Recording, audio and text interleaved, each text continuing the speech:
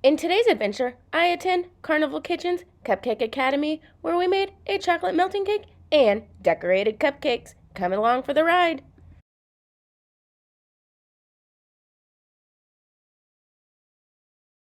Melting chocolate cake, and since I will be taking that for baking, so while that is baking, we'll be doing the batter for the cupcakes, and then we'll decorate the cupcakes at last.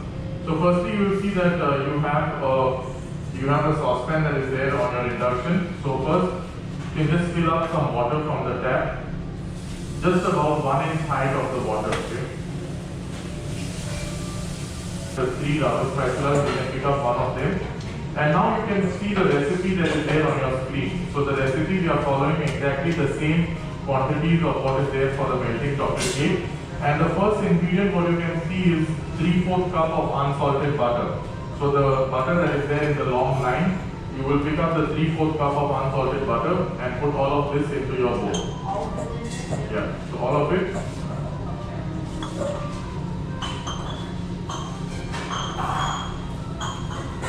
So now as your water heats up, your butter will start to melt, and while that is being done, the next ingredient what you see on your screen, you have the 1/4 cup of the semi-sweet chocolate and 1/4 cup of sweet chocolate. So here in Carnival we use 2 types of chocolate for our melting chocolate cake, and that is just in order to balance the amount of sweetness in the cake. So you have the 2 types of chocolate that is there. You have the round buttons that are there, that is the sweet chocolate, and the shredded one is the semi-sweet chocolate. So now you can put all of this into your butter.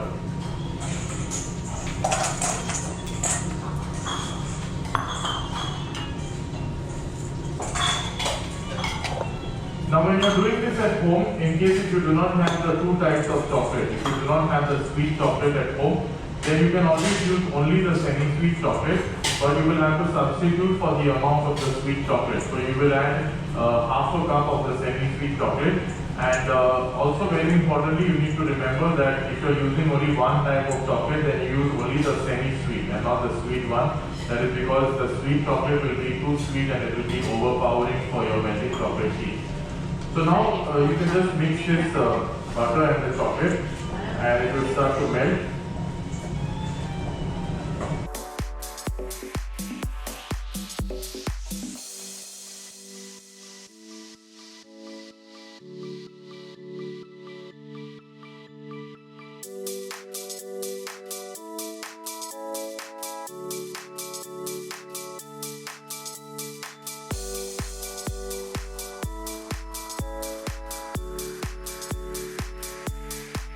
Tablespoon of sugar. In the same line, the next ingredient you have the 3 tablespoons sugar. Now this is the fine grained sugar that we are using. So you can just take this from the bowl and put all of it into your egg batter. So that is the sugar that you have, 3 tablespoons of that into your egg batter.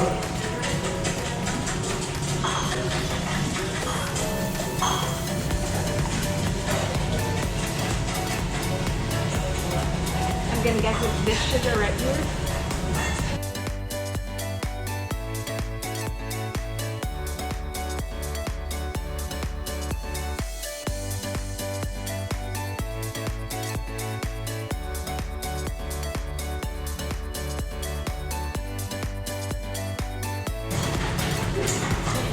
Okay, and once all of the chocolate has melted in your bowl, then you can turn off your induction. And now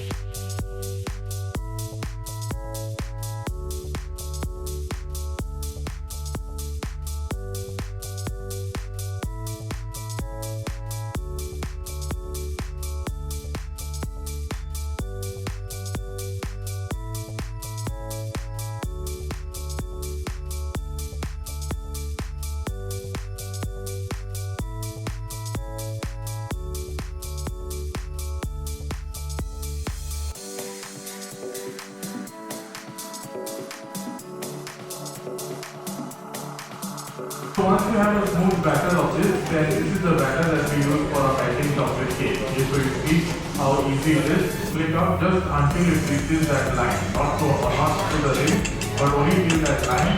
And please try not to dirty the souffle cup. Okay, so you just pour it slowly in the center and until the line that is there on the inside.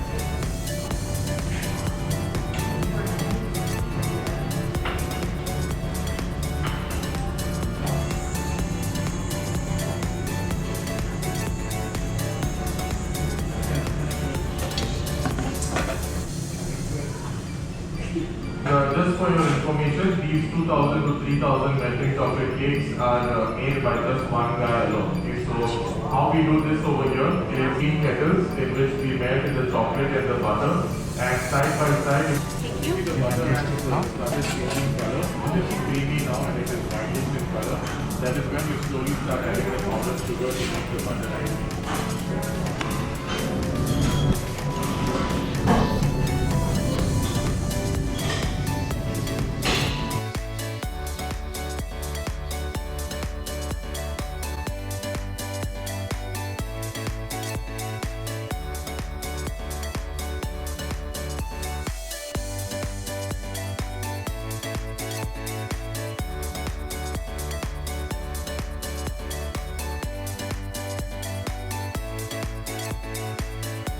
You have 3 black holes with the butter icing on the stitches. And on this butter icing there is a drop of the color. Now the colors that we use for the butter icing, I have them over here. They are the soft gel based colors that we use because we do not use water based colors for the butter icing because the butter is a fat, right? So the water will not combine with the butter. So I have the colors if in case anyone would like to have a look. So what you will do next is you have the 3 double spatulas once again. The third one will be in the containers in front of you. So you can mix up these colors. There is one spatula for each color. You can mix up the color and you can fill them into the piping bag.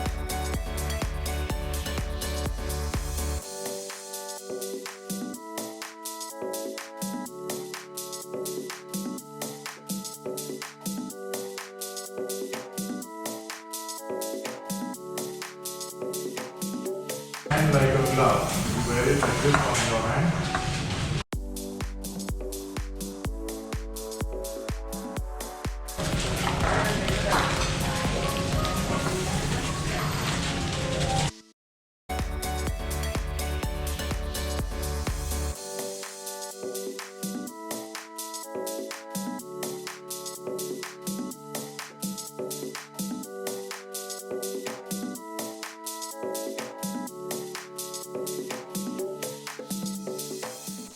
So you can pick up, you will have 2 bricks now in the all flags in front of you. You go on top of this sideways.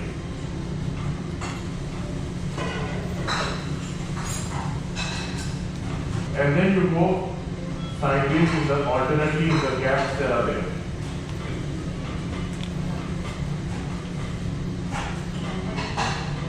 Okay, so I will come around and show it to you individually now on the stage. You can see how I'm doing it here. So this way I go like this on the side. Okay. So right here. Yeah, correct. So now the next line has to go alternately in the gap. Okay. Okay. Like this. Now you can see this. So now after you have made that line, you make the line sideways, and then the next line that you do has to cover the edges of this side. So you go on top of this.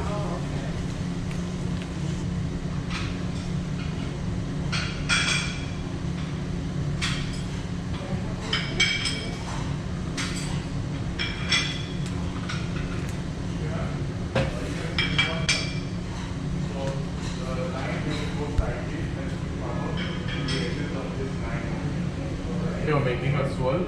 You start from the center and you can use any of the star-shaped tip. The bigger one will give you a bigger swirl, the smaller one will give you a smaller swirl. So you start from the center and you turn anti-clockwise and you move upwards. So you start like this and you go up. Okay. Here, see? You start from the center, you turn anti-clockwise and you move up.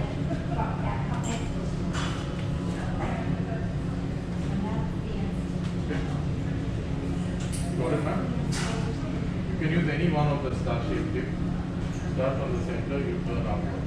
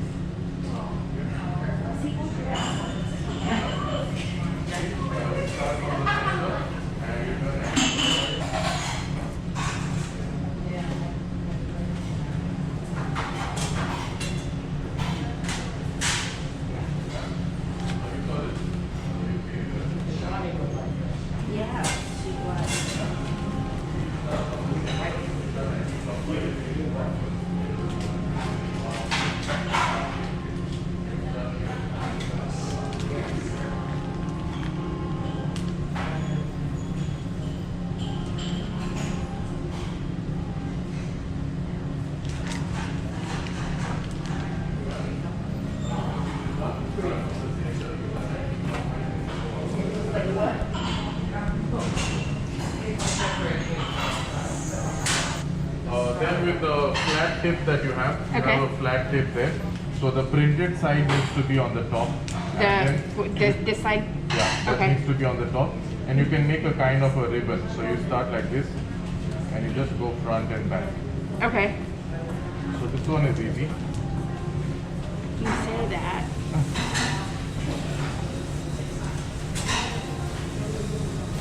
Like that? Yeah. So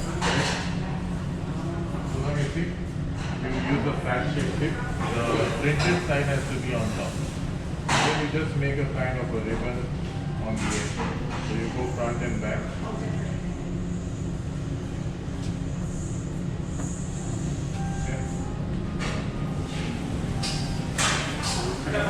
Use the flat tip.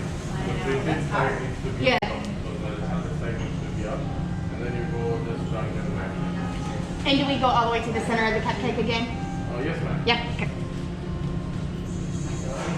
The flat tip that is there, so the printed side needs to be up. So this one.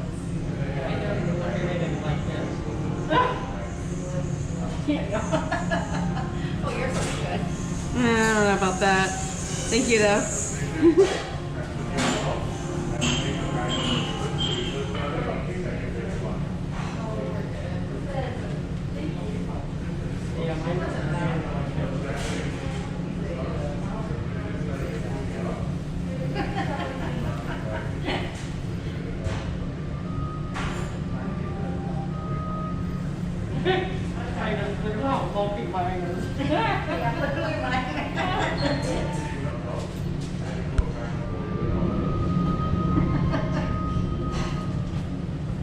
M&M candy.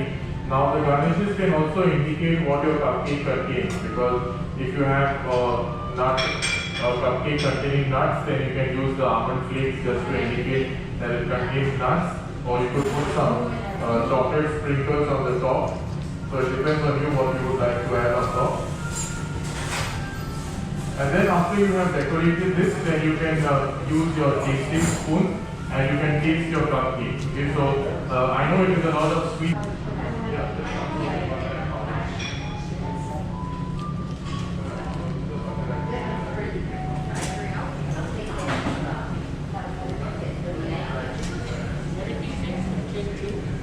He says you can taste one with your spoon and you can take one with you, but they give you no containers in the state.